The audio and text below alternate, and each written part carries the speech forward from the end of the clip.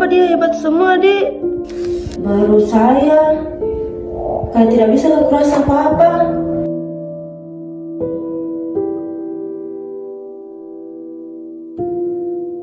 Welcome to Mobile Legends Killing Spree. Astaga, ternyata pada ada tugasku. Nanti pindah kerja. Main game saja lagi.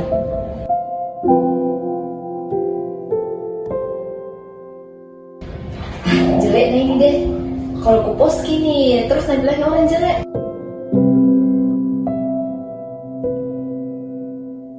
Enak juga ya ada ChatGPT, bisa memudahkan tugasku.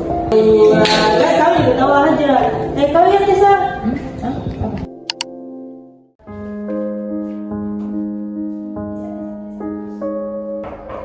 Assalamualaikum Bu. Waalaikumsalam, selamat masuk. Assalamualaikum Bu. Nah baik, sebelumnya Ibu ucapkan terima kasih banyak kepada anak sekalian karena sudah hadir ya di ruangan kali ini. Ibu sangat mengapresiasi. Bagaimana semua kabarnya hari ini? Alhamdulillah baik Ibu. Alhamdulillah baik. Dan yang bad di sini? Iya benar semangat. Oh semangat, alhamdulillah. Oke, mungkin karena kita baru juga pertama kali ketemu di ruangan ini, kita perkenalkan diri terlebih dahulu ya. Kenalkan, nama Ibu Nur Wahyuni. Kalian bisa panggil Ibu Nur yang akan memandu konseling kelompok kita pada hari ini. Nah, mungkin dari anak-anak sekolah mungkin dari sini, mungkin persiapkan diri. Teman-teman, perkenalkan nama saya Fitri Nur. Fitri ya. Oke, mungkin dari sini lanjut nanti ya. Hai semua, perkenalkan nama saya Mala. Perkenalkan nama saya Pratisa. Perkenalkan nama saya Siti Hajar. Perkenalkan, nama saya Kalvi Amalia. Oke. Nah, sekarang kita lanjut ke baca doa ya. Sebelum kita memulai konseling kelompok ini, alangkah baiknya kita membaca doa terlebih dahulu. Siapa yang mau pimpin? Saya Oke, silakan Fitri. Baik teman-teman, sebelum kita memulai kegiatan kita pada hari ini, alangkah baiknya kalau kita berdoa terlebih dahulu. Doa dimulai. Oke, alhamdulillah ya sudah berdoa. Semoga apapun yang kita laksanakan hari ini berjalan dengan lancar ya. Ibu. Oke, nah sebelumnya Ibu mau bertanya dulu nih. Kalian datang ke sini sudah ada yang tahu nggak kita akan melakukan kegiatan apa hari ini? Tapi dari yang Ibu jelaskan tadi konseling kelompok ya Ibu. Iya betul. Jadi kita akan melaksanakan yang namanya konseling kelompok. Dari sini ada yang sudah pernah konseling kelompok sebelumnya? Saya belum Bu. Saya baru pertama kali dengar. Oh jadi ini pertama kalinya ya? Ya, Untuk Bu. melakukan pertama kali nih. Oke, jadi sebelum kita melanjutkan ke sesi konseling kelompok, akan lebih baiknya kita tahu dulu apa sih itu sebenarnya konseling kelompok. Nah jadi konseling kelompok ini salah satu layanan dalam bimbingan dan konseling yang dilakukan dalam satu kelompok kecil seperti sekarang ini. Nah, yang dimana setiap anggotanya itu memiliki kesempatan untuk bisa berpendapat, untuk bisa mengungkapkan perasaannya dan juga bisa memberikan masukan-masukan ataupun saran kepada teman-teman terkait dengan permasalahan yang dialami. Nah, tujuannya apa? Tujuannya adalah agar anak-anak sekalian bisa memahami dirinya sendiri, terus juga bisa belajar untuk mengatasi masalahnya sendiri, dan bisa untuk meningkatkan kemampuan dalam menyampaikan saran-saran kepada teman-teman terkait dengan menyelesaikan permasalahan yang dihadapi. Sudah paham ya sampai sini? Sudah, Bu. Paham. Oke. Nah, dalam konseling kelompok ini juga terdapat beberapa asas yang perlu kita pahami bersama ya. Nah, yang pertama ada asas kerahasiaan. Artinya di sini dalam diskusi ini kita tidak boleh ya membocorkan rahasia-rahasia ataupun apapun yang dibahas di sini tidak boleh disampaikan kepada orang di luar diskusi ini. Nah, terus yang kedua ada asas keterbukaan. Nah, terus ada asas kesukarelaan. Nah, Ibu mau bertanya dulu, anak-anak di sini datang ke sini terpaksa atau dengan sukarela? Sukarela dong. Sukarela, nggak ada yang terpaksa ya? Ada Bu. Nggak ada yang terpaksa. Nah, artinya diharapkan anak-anak semua nantinya bisa terbuka untuk menyampaikan karena nggak terpaksa kan? Tidak Bu. Iya. Nah, terus ada asas saling menghargai. Nah, baik anak-anak, sebelum kita melanjutkan kegiatan ini, Ibu ingin mengajak anak-anak semua untuk membuat kesepakatan terlebih dahulu. Nah, jadi supaya kegiatan konselingnya bisa berjalan dengan lancar dan juga sesuai dengan apa yang kita harapkan nantinya. Nah, Ibu bertanya, ada yang mau menyampaikan pendapatnya, masukan terkait dengan kesepakatan-kesepakatan apa yang bisa kita terapkan nantinya? Mungkin kita harus saling mendengarkan Bu ketika ada teman-teman yang berbicara. Kalau saya sih Bu, jaga rahasia nggak boleh keluar dari ruangan ini. Saling menghargai pendapatnya teman. Oke, kurang lebih bersama, jadi saling mendengarkan, menghargai juga pendapat teman-teman kita, jangan dijudge, jangan dihakimi ya. Oke, bagaimana kalau ada urusan waktu, ada yang mau menyampaikan pendapatnya? Iya. Begini Bu, mungkin 30 sampai 40 menit lah begini. Oke, bagaimana setuju 30 sampai 40 menit? Setuju. Oke, jadi kita akan melangsungkan giliran ini 30 sampai 40 menit ya. Iya, Bu. Oke, jadi sepakat semua dengan semua tadi kesepakatannya? Sepakat. Oke, nah sebelum kita lanjut lagi, kita akan melakukan ice breaking terlebih dahulu. Jadi biar semangat kita sebelum memulai kegiatan ya kan? Oke, nah untuk ice breakingnya sendiri ini sederhana. Ya, Ibu hanya ingin memberikan pertanyaan-pertanyaan kecil yang nantinya harus cepat dijawab, jadi harus spontan dijawabnya. Oh, iya, Bu. Bisa? Pertanyaan pertama, siapa di sini yang kalau bangun tidur langsung buka HP? Saya. Oh, semua ya. Oh iya, memang agak relate memang ya. Oke, untuk pertanyaan yang kedua, siapa yang pernah berniat belajar tapi akhirnya malah buka media sosial? Saya. Ibu. Oh, hampir semua juga. Iya Bu. Oh iya, oke. Nah, jadi sebenarnya baik itu media sosial ataupun gadget sendiri itu sebenarnya bisa membantu kita berkembang anak-anak. Tapi memang dibalik segala kemudahannya tentu juga ada tantangan-tantangan tersendiri. Nah, jadi melalui konseling ini harapannya kita akan coba untuk berbagi pengalaman dan saling memahami juga untuk bagaimana kita bisa menggunakan teknologi itu sendiri dengan bijak. Nah, sekarang mau bertanya, apakah di antara anak-anak semua di sini ada yang pernah mengalami kesulitan ataupun perasaan kurang nyaman karena penggunaan teknologi digital? Silakan jika ada yang ingin berbagi terlebih dahulu, angkat tangan. Saya, Bu. Oh iya, silakan Putri. Sebenarnya Bu, saya tuh kurang percaya diri Bu dengan diri saya sendiri, karena apalagi kalau saya melihat postingan teman-teman saya di media sosial, apalagi yang prestasinya itu banyak Ibu. Itu kadang saya bilang, kenapa dia bisa, saya tidak bisa begitu. Jadi itu yang buat saya biasanya juga overthinking begitu Bu. Gitu. Tapi saya Bu, yang kulihat itu Fitri di kelas bagus sekali Bu, aktif juga orangnya. Ya kadang itu memang tidak disadari Bu, membuat sendiri. Iya, betul ya apa yang disampaikan oleh Kalvi maupun Hajra, bahwa memang kadang kita tidak menyadari kemampuan kita sendiri karena kita sibuk untuk membandingkan diri kita dengan orang lain. Padahal setiap orang itu memiliki prosesnya masing-masing. Kita harus memang saling memberikan dukungan juga ya kepada teman-teman ketika ada merasa kurang percaya diri seperti Fitri. Ada lagi? Saya. Oh oke, silakan Hajra. Kalau saya Bu itu kalau misalnya belajar Kak, biasa itu langsung mau Kak main game. Lihatnya sebenarnya sebentar, tapi ternyata lama dan sampai itu tidak ku kerja Bu tugasku. Tapi menurutku saya atau Ibu untuk Hajra kayaknya harus lebih bisa lagi ngatur waktunya untuk bermain HP sama belajar. Iya, Harus betul. dikasih batasan-batasan. Manajemen waktu. Iya, tanggapan dari Mala ataupun yang lain tadi sudah betul ya. Jadi memang harus kita bisa untuk membagi waktu antara bermain ataupun belajar seperti itu. Apakah ada lagi yang mau menyampaikan pendapatnya? Saya Bu, Oh ya, silahkan Mala. saya atau Ibu biasa kalau ada tugas langsung gak cari di AI. Biasa tuh kayak langsung juga cari, nggak mau berpikir dan bilang ada di AI dan pasti jawabannya ini benar nih. Mau Bu? Iya, silahkan. Pendapat kalau menurutku saya sih Bu, AI memang bagus, cuman menurutku berusaha sendiri tuh lebih bagus lagi Bu, karena kan hasil dari berpikir sendiri. Iya. Kalau saya sih Bu, ya memang betul katanya Hajra, itu sebagai tambahan saja. Iya, betul ya. Jadi penguat. betul sekali. Jadi memang kita bisa menggunakan AI sebagai alat bantu, ya, bukan pengganti kitanya. Jadi tetap kita harus bisa mengendalikan juga otak kita untuk berpikir, seperti itu ya. Oke, ada lagi pengalaman yang lain dari anak-anak sekalian? Saya Bu, Oke, silakan. kalau saya itu Bu suka Kak sebenarnya buat desain. Tapi kadang ragu Kak untuk posting Bu, karena kupikir tuh bagaimana penilaiannya orang lain sama hasil desainku Bu, apalagi banyak sekali cantik-cantik desainnya di media sosial orang-orang. Tapi menurutku Kalvi itu bagus sekali desain tak, karena kita yang sering buat-buat itu juga keperluannya di kelas.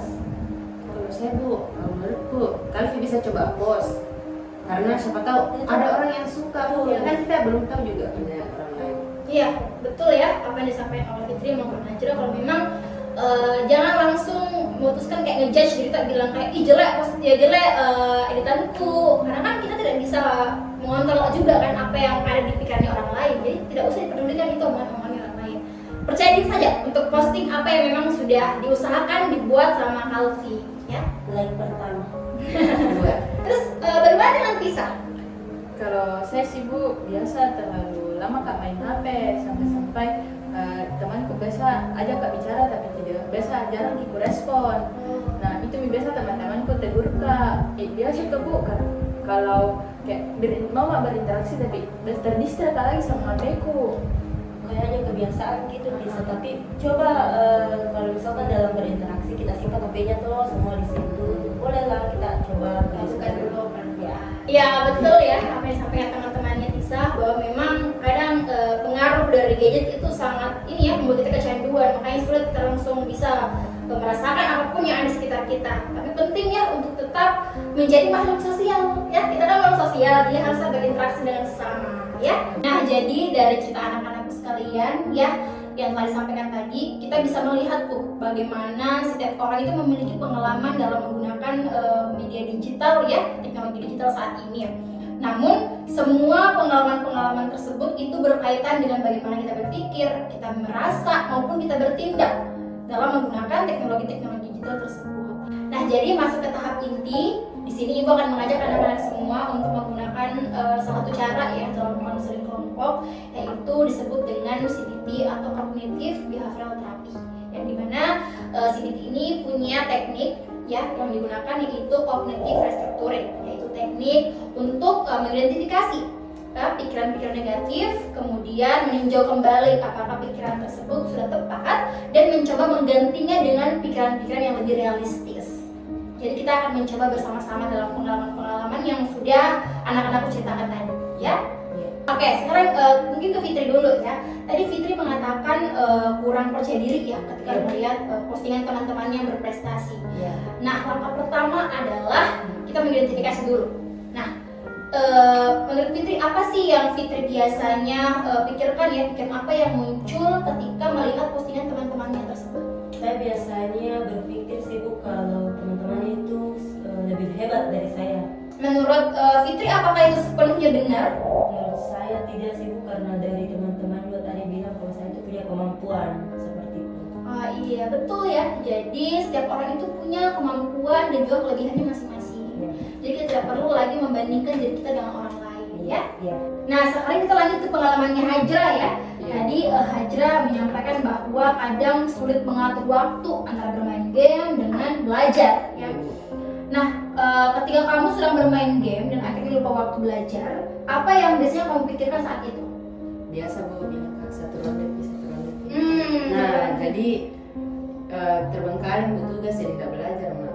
Nah, kita masuk ke langkah yang kedua, yaitu bagaimana kita bisa mengevaluasi apakah pikiran tersebut itu membantu atau justru menunda kewajiban. Nah, menurut Hajra bagaimana? Kalau saya menurutku Bu, ini Bu memprioritaskan belajar dulu baru main game. Ya, betul sekali ya. Jadi memang kita harus bisa memprioritaskan mana yang perlu kita lakukan terlebih dahulu dan mana yang bisa kita lakukan nanti. Jadi kita perlu juga menyeimbangkan antara waktu belajar dengan waktu bermain game. Nah sekarang kita ke pengalamannya Mala ya. Tadi kan Mala menyampaikan bahwa Mala sering menggunakan AI waktu ada tugas ya sebagai cara untuk bisa menyelesaikan tugasnya. Nah waktu itu apa yang Mala pikirkan sehingga langsung mau pakai AI saja pas kerja tugas? Karena Ibu kalau pakai AI tidak capek nih otakku untuk berpikir, karena kan dikasih masuk langsung ada jawabannya Ibu. Menurutnya Mala, apakah pikiran tersebut selalu baik bagi proses belajarnya Mala? Tidak sih Bu, karena kalau saya menggunakan AI tidak tahan juga otakku tidak terasai. Jadi menurut Mala apa pikiran-pikiran yang lebih tepat?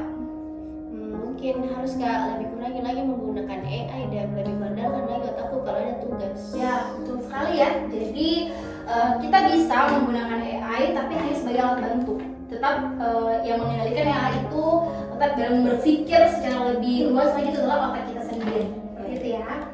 Oke, sekarang kita mau mendengar kembali dari sisinya Kalvi. Yang tadi kan Kalvi mengatakan bahwa memiliki kemampuan desain tadi, tapi ragu dalam memposting karyanya. Nah, ketika Kalvi ingin memposting desainnya, tapi akhirnya mengurungkan niatnya, apa yang pikiran-pikiran apa yang muncul saat itu? Kalau yang biasa muncul di pikiranku tuh Bu, takut Kak dinilai sama orang-orang di media sosial, jelek karyaku, jelek desainku. Dari lubuk hatinya Kalvi yang paling dalam, apakah sebenarnya pikiran-pikiran itu benar? Tidak semua temanku bilang begitu Bu, karena ada juga satu temanku yang bilang kalau desainku bagus, dan kebetulan saya juga dipercayakan di kelas untuk selalu buat desain. Seperti itu. Jadi kita harus kembali lagi melihat kemampuan dan potensi yang kita miliki. Jadi sekarang mari kita coba ya mengganti pikiran-pikiran Kalvi tersebut dengan pikiran yang lebih realistis dan melihat juga kembali lagi kepada potensi ataupun kemampuan yang kita miliki. Seperti itu ya anak-anak. Oke, sekarang kita ke Tisa. Nah, seperti yang tadi Tisa bilang ya, kalau Tisa tuh terlalu sering fokus dengan HP-nya sehingga jarang berinteraksi dengan teman-temannya. Nah, menurut Tisa, ketika Tisa sedang bermain HP dan teman-temannya sedang berbicara nih di sekitar, apa yang biasanya kamu pikirkan pada saat itu? Biasa Bu, kalau main HP kata itu kayak HP biasa kalau interaksi sama teman-temanku, HP biasa aku pegang kan kayak biasa sebentar dulu pegang HP ku, tapi ternyata lama nih Bu. Dan biasa kalau teman-temanku ngobrol dan biasa nggak nyambung karena fokus kan di HP ku. Tapi menurut Tisa, apakah berinteraksi dengan sama temannya tuh penting? Penting sih Bu. Kita tetap harus bisa menyeimbangkan juga bahwa kita harus bisa tetap berinteraksi dengan orang sekitar kita, tetap harus bisa berkomunikasi dengan teman-teman di sekitar kita. Setelah ini, apakah bisa menyeimbangkan antara penggunaan gadgetnya dengan interaksi dengan teman-temannya? Insya Allah bisa sih. Oke, diharapkan bisa ya. Oke. Nah, baik anak-anak semua, dari pengalaman yang kalian sudah sharing hari ini, Ibu melihat bahwa masing-masing dari anak-anakku semua ini memiliki pengalaman yang berbeda dalam menggunakan teknologi digital. Namun, kita juga sudah belajar bahwa pikiran-pikiran yang muncul dalam situasi tersebut sangat mempengaruhi perasaan maupun perilaku kita. Tadi kita juga sudah identifikasi ya beberapa pikiran-pikiran yang muncul, kemudian kita juga sudah meninjau kembali apakah pikiran tersebut itu realistis atau tidak, ya kan? Sehingga kita bisa menggantinya dengan pikiran-pikiran yang lebih realistis. Nah, baik anak-anak, kita sudah sampai ya pada di tahap terakhir dari konseling kelompok ini. Sebelum kita mengakhiri kegiatan hari ini, Ibu ingin menyampaikan bahwa teknologi digital ini dapat menjadi sarana dan juga membantu kita dalam proses kegiatan sehari-hari. Tapi selama kita bisa menggunakannya dengan bijak, iya. Kalian semua memiliki potensi yang sangat besar untuk bisa berkembang lagi, apalagi dalam penggunaan teknologi digital ini. Alhamdulillah, terima kasih anak-anakku semua yang sudah berperan aktif tadi dalam sesi konseling ini. Semoga apa yang telah kita lakukan hari ini dapat bermanfaat ya. Terima kasih Ibu. Begitu mungkin pamit Ibu setelah ada kegiatan yang lain. Makasih Bu. Bisa datang kembali tuh kalau Boleh nanti kalau bertemu-datang silahkan ya. Sekali. Oh iya.